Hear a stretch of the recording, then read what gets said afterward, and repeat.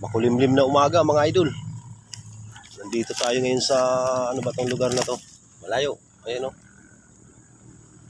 Dito tayo na-assign ngayon. So gagawa kami ng step. Hagdan po yan, hagdan. Ayun oh. Yan, hagdan. Maraming hagdan mula dyan hanggang doon sa baba, mga idol. Ayun oh. Nakikita niyo yung kalsada na yun, napakalayo mga idol. Yun. Gagawa kami ng hagdan. Napakadaming step. Doon oh. Layo mga idol oh. Ayun oh. Ayun mga idol oh. Wow. Napakahirap. Ayun oh. Yan pala na umpisahan namin. Yan. Yan pala pong nagagawa natin oh. Oh, malayo pa. Ito. Yan. Gagawa tayo ng step. Papunta ron. Gagawa tayo ng hagdan. Hagdanan yan mga idol. Napakalalim mo. Nakikita ba yung kalsada na yon? Ayun oh. Napakahaba mga idol. Ayan. Nandito tayo ngayon sa bundok. Bundok ang ating ano ngayon. Tapos ito ay ano ba to? May cottage, may ano ba tong anong lugar na to? Ayan. Grabe, malalim. Napakalalim to mga idol ano.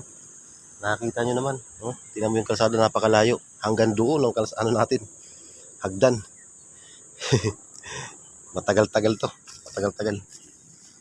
Matagal-tagal to mga idol. Grabe. Napakataas. Napakalalim. Nakikita nyo. Yan. Lalim no. Ito pa lang ang nagagawa natin. Yan pa lang oh. Ngayon, ano yan, riprap. Puro buhay na bato ang ginagamit natin dito ngayon. Gagawa ng tulay. Hagdan pala.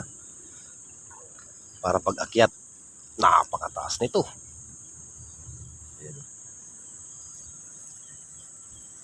Diba? Nakikita nyo mga idol? Mula doon. Kung nakikita nyo lang dito mga idol, napakalayo, napakataas. Ang taas nito. Mataas ito. Grabe. Matagal-tagal itong ano na to. Trabaho na ito. Dahil ito'y bababa. Napakalalim.